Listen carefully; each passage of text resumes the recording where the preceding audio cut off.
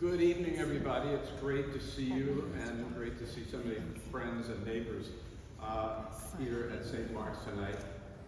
Stephanie, I didn't know we were going to get into the Summer of Love. We'll leave the conversation about the transition from the monastery to the Summer of Love for another occasion. But I'm very, very grateful to the Capitol Hill Community Foundation for recognizing the little bit that I've been able to do to hopefully make a better place and bring some civil political discourse to Capitol Hill. I'm especially grateful because the next time at the Hill Center, when Diana Ingram introduces me as an award-winning journalist,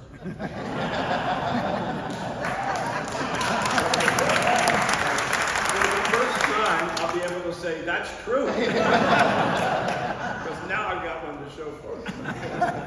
I'm especially honored tonight to share these awards with our music educators, the great work that you do, our literacy people. Thank you so much for bringing reading, which is so important to me, to so many kids on the Hill. And then to James Perry and to Maureen and Ken. What wonderful people, what great leaders who represent the very best of Capitol Hill. Thank you, guys.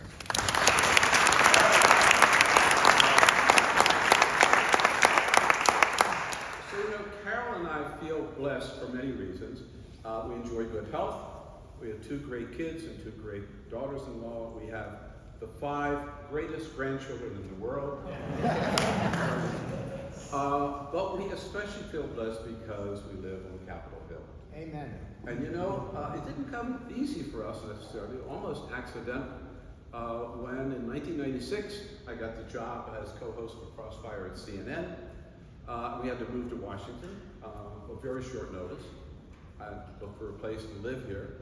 We were very, very friendly. I'm going to not name names, but with a still current United States Senator. And she and her, from California, you can guess.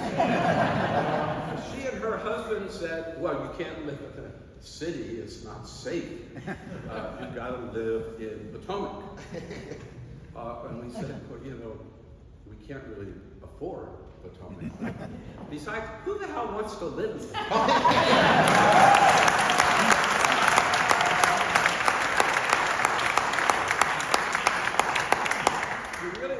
Potomac with Laura Ingram. So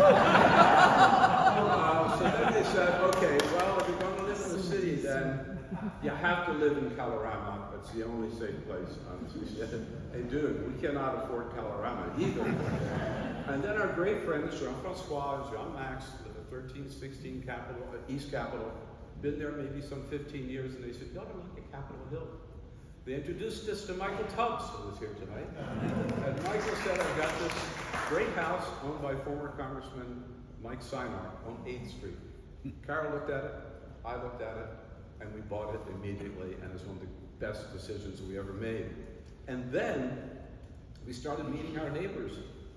And many of whom are here tonight. Michael and Bonnie, Don and Mary, Angela and Mac, Susan Perry, Megan and Duncan, Stephanie and David, and so many others, Abby and Wally down the street. And we realized, boy, this is a very, very special place. And the other thing we discovered is that almost everybody we met who lived in Washington said, I started out in Capitol Hill. That's the first place I lived. And every one of them said they regretted moving from Capitol Hill. It all came back to me. Some of you may have read last week's New Yorker had an article, it's a review of a book about parking, of all things, a book about parking. And it mentioned that the ideal today in urban communities is what they call the 15-minute city. And I thought, meaning you could get to anywhere you needed to go within 15 minutes. And I thought about that, I said, wait a minute, we're better than that. We can get there in 5 minutes, or at least 10 minutes, We can walk to National Capital Bank, right? We can walk to Grubbs Pharmacy. We can walk to the Eastern Market. We can walk to the Supreme Court, the Library of Congress, the United States Capitol. We can walk to the ballpark. We can walk to over a dozen restaurants, right? From Jimmy T's to Rose's Luxury. a range, right? And that's this Capitol Hill. But it's not the proximity to the building so much as it is the great people that live here. I mean, this is a community, it's a village. It's a village of wonderful, wonderful people. People who know each other and get to know each other, make it a point of getting to know each other. People who look out for each other. People who care for and care about each other.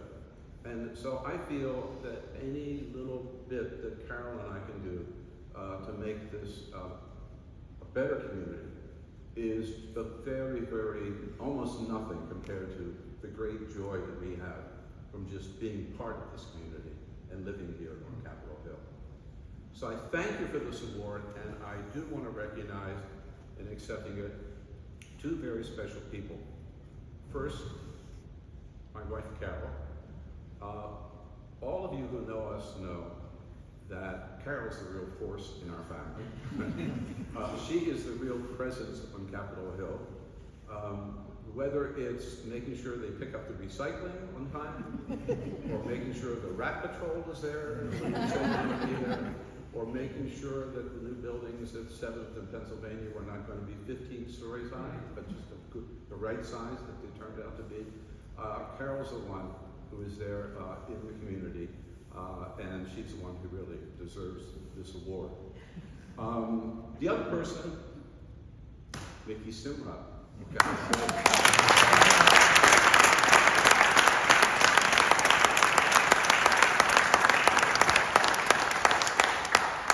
We were now on Capitol Hill 5 minutes before we got a call from Nikki and Steve.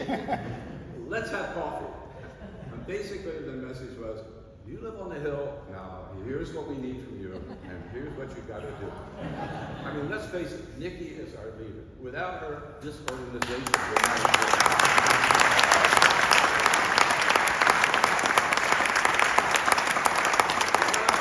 Without her, the Hill Center wouldn't exist. Without her, we wouldn't be here tonight.